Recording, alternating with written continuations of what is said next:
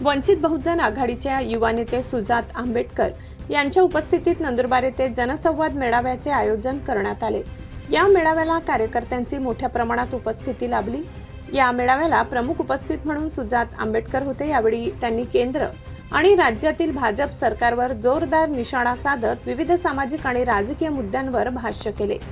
मेळाव्यात बोलताना सुजात आंबेडकर म्हणाले की फोटो किंवा पुतळ्यांना विरोध करत नाही, मात्र आपले राजकारण हे केवळ पुतळे आणि झेंड्यांपुरते मर्यादित नसून सामाजिक चळवळीवर आधारित असले पाहिजे।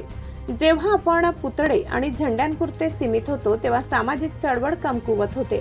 त्यामुळे समाजाने सामाजिक चळवळीशी जोडले गेले पाहिजे। यावेळी त्यांनी काही राजकीय पक्षांवर टीका करत सांगितले की निळे झेंडे आणि संविधान दाखवून समाजातील लोकांना भ्रमित करण्याचे काम काही जण करत आहेत। बाबासाहेब आंबेडकर यांनी आत्मचरित्र लिहिले नव्हते, मात्र काही राजकीय लोक विदेशातून त्यांचे कथित आत्मचरित्र आणून समाजात वेगळा संदेश देत आहेत। हे पुस्तक डायमंड पब्लिकेशनचे असून त्यामागे RSSचा संबंध असल्याचा आरोप त्यांनी केला। भाजपची पांडुळं पुढे येतात आणि लगेच काही मुद्दा आला तर तो बाबासाहेबांचा फोटो टाकतात आणि म्हणतात औरंगजेबच्या कबरीवरती गेले, औरंगजेबच्या कबरीवरती गेले। याच भाजपच्या पांडुळांना मला एक प्रश्न विचारायचा आहे की कोरोना काळ आठवा। कोरोना काळामध्ये अख्ख्या महाराष्ट्रातली आणि अख्ख्या भारतातली मंदिर बंद होती, तेव्हा 4-4 मास्क घालून आणि 4-4 PPE किट घालून तुमचे मोदी कुठे होते? तुमचे अमित शहा कुठे होते? मोहन भागवत कुठे होते? या महाराष्ट्रामध्ये जर तुळजापूरला जाऊन कोणी विठोबाचं मंदिर चालू करण्याचं काम केलं असेल तर ते बाळासाहेब आंबेडकर होते। तुमचे तमाम हिंदुत्ववादी नेते 4-4 मास्क लावून 5-5 PPE किट घेऊन घरी बसले होते। आणि म्हणून जर तुम्हाला परत प्रश्न करायचा असेल तर हे आठवा की कोरोना नंतर इकडच्या हिंदू बांधवांना जर मंदिरामध्ये जायला मिळालं असेल तर ते फक्त आणि फक्त श्रद्धेय बाळासाहेब आंबेडकरांना। आणि जाताना मी आपल्या सर्वांना एकच गोष्ट जाऊन सांगतो की येणारी जिल्हा परिषद ही आपल्यासाठी महत्वाची, येणारी जिल्हा परिषद ही आपल्या सर्वांसाठी महत्वाची आहे। आणि आपण सर्वांनी एकत्र येऊन एक बनून एकजुटीने एक मुठ्ठीने काम केलं पाहिजे आणि मगच आपला विजय निश्चित।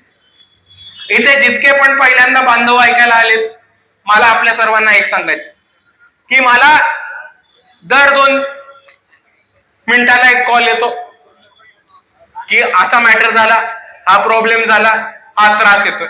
आणि जेव्हा मला अख्ख्या महाराष्ट्राच्या कानाकोपऱ्यातनं कॉल येतात तेव्हा माझा एकच प्रश्न असतो की तुमच्या आजूबाजूला सर्वात जवळ वंचितचा कार्यकर्ता कोण आहे, लगेच त्यांच्याशी संपर्क साधा।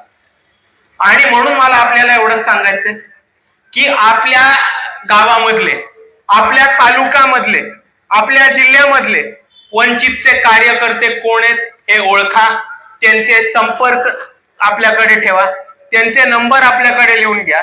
किंवा जेव्हा आपल्यावरती कोणताही अन्याय अत्याचार होतो, जेव्हा आपल्यावर कोणतीही अडी अडचण येते, तेव्हा एकाच पक्षाचे लोक आपल्यासाठी धावून येतात, ते म्हणजे वंचित बहुजन आघाडीचे। आणि ही आपली जबाबदारी आहे की त्यांचा नंबर आणि त्यांचा संपर्क आपल्याकडे असला पाहिजे की कोणतीही अडचण आली तर वंचितवाल्यांना फोन करायचा, BJP वाले लगेच घरी जातात। आणि दुसऱ्या बाजूला सर्व कार्यकर्त्यांची माझी ही विनंती आहे की ही जिल्हा परिषदची निवडणूक आपल्या हातातली निवडणूक आहे आणि कोणत्याही परिस्थितीत ही आपल्याला गमवायची नाही। ही निवडणूक कार्यकर्त्यांची निवडणूक आहे, स्थानिक प्रश्नांवरती लढणारी जाणारी निवडणूक आहे। तर आपल्या गणामधले, आपल्या गटामधले प्रश्न काय, आपण लोकांपर्यंत कसे पोहोचू शकतो, आपण लोकांचे प्रश्न कसे सोडवू शकतो आणि आपण आपल्या गणामध्ये आणि आपल्या गटामध्ये कसा विकास करू शकतो, या पद्धतीने आपण पूर्ण तयारी करा। प्रत्येक गावामध्ये एक शाखा झाल्यानंतर त्या गावामध्ये 10 कार्यकर्त्यांची कमिटी, या माध्यमाने आपण सगळ्यांनी बांधणी करायला लागू। आणि शेवटचा आणि महत्वाचा मुद्दा की ही जी जिल्हा परिषदेची निवडणूक आहे ती कार्यकर्त्यांची निवडणूक आहे।